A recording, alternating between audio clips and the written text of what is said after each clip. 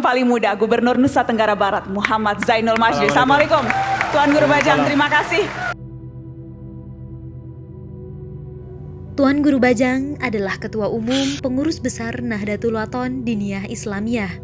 Formatur sudah ditandatangani Rais Am Dewan Mustasyar, Ketua Umum Pengurus Besar Nahdlatul Wathon Diniyah Islamiyah Tuan Guru Bajang Dr. Haji Muhammad Zainul Majdi juga menjabat sebagai Komisaris Utama Bank Syariah Indonesia. Tuan Guru Bajang adalah lulusan dari Al-Azhar University, Kairo, Mesir. Kenapa ke Kairo? Karena pada waktu itu ibu saya ingin saya ke Kairo. Ibu saya itu merasa bahwa Kairo itu tidak hanya menawarkan ilmu, tetapi juga ada kedalaman sejarah di situ. Jadi ketika saya pulang ke Indonesia, saya rasa bahwa penghayatan saya terhadap keberagaman itu sangat dipengaruhi dengan pola interaksi saya di Kairo dulu. Kan Kairo itu daerah negara yang sangat terbuka. Di situ ada pengaruh Prancis, Itali, Inggris, plural banget ya. Sangat plural. Jadi sangat kosmopolit. Sehingga perbedaan pendapat, kemudian aliran-aliran pemikiran itu kita biasa konsumsi gitu. Jadi begitu pulang sini nggak kaget. Pada tahun 1995, Tuan Guru Bajang menyelesaikan sarjananya dan meraih gelar di Fakultas Usuluddin Universitas Al-Azhar Mesir. Tahun 2000, Tuan Guru Bajang juga menyelesaikan program S2-nya dan meraih gelar Master of Art di Fakultas Usuluddin Universitas Al-Azhar Mesir.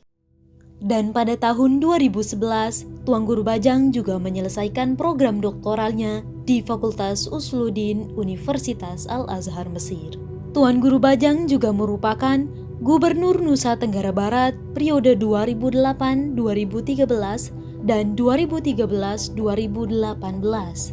Dalam 2 periode kepemimpinannya, TGB juga sukses mengangkat NTB dari predikat sebagai provinsi tertinggal dalam jangka waktu 2014-2016.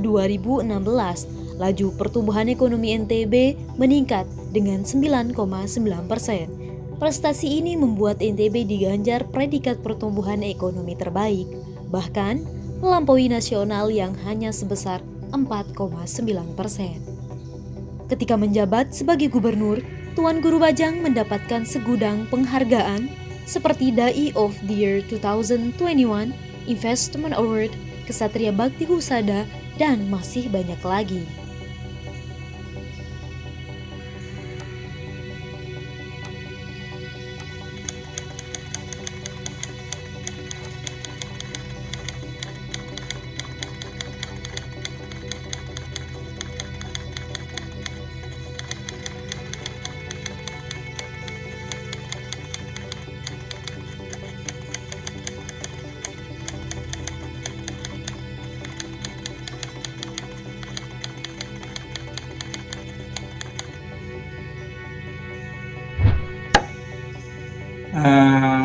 Terus terang ya.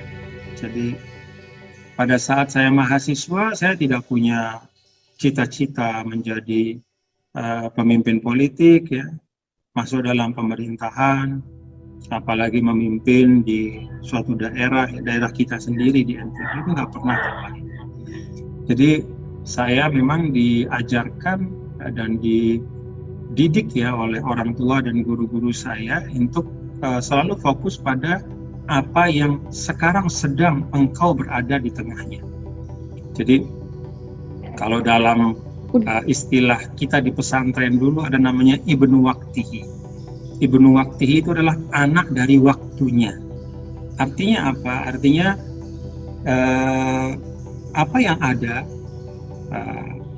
tanggung jawab yang sekarang sedang dihadapi itulah yang ditunaikan dengan sebaik-baiknya. Jadi ketika saya sedang belajar ya saya berusaha menjadi seorang mahasiswa yang serius ya, saya belajar gitu. Saya belajar gitu. Saya bukan hanya sekedar mahasiswa dengan nomor induk mahasiswa sekian-sekian, tapi saya belajar gitu. Dan saya sungguh-sungguh belajar.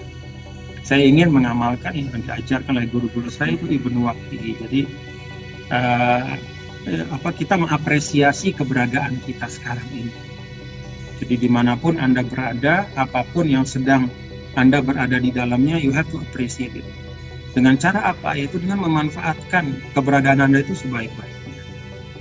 Nah, ternyata ini membantu ya, karena ketika kita mencurahkan yang terbaik dari diri kita untuk sesuatu yang sedang berada pada amanah kita, maka ini melatih fokus kita, dan itu penting. Saya melihat bahwa focusing itu menjadi satu hal yang sangat penting dalam kualifikasi kepemimpinan. Jadi dengan kemampuan melatih diri untuk selalu fokus ya, apa yang kita lakukan sekarang, keberadaan yang sekarang, kita maksimal di sana, itu membantu kita untuk mencapai atau melewati tahapan-tahapan kehidupan kita itu dengan baik.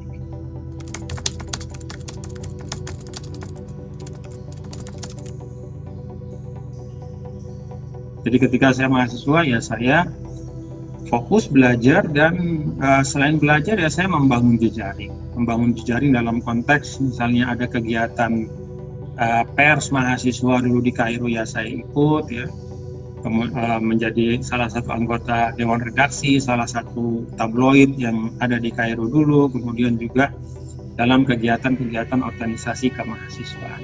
Tetapi core saya, inti dari saya diberangkatkan oleh orang tua saya itu menjadi seorang mahasiswa yang tekun, ya saya belajar dengan semangat.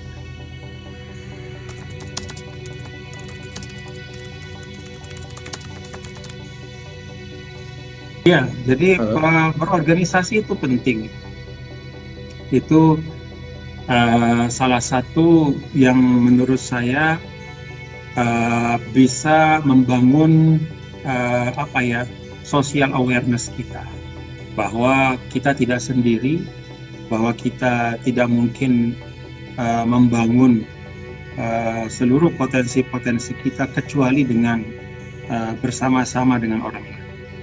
Dan memang ternyata sekarang kemampuan untuk berkolaborasi itu sangat menentukan ya kesuksesan di dalam kita melaksanakan hal-hal yang kita rencanakan.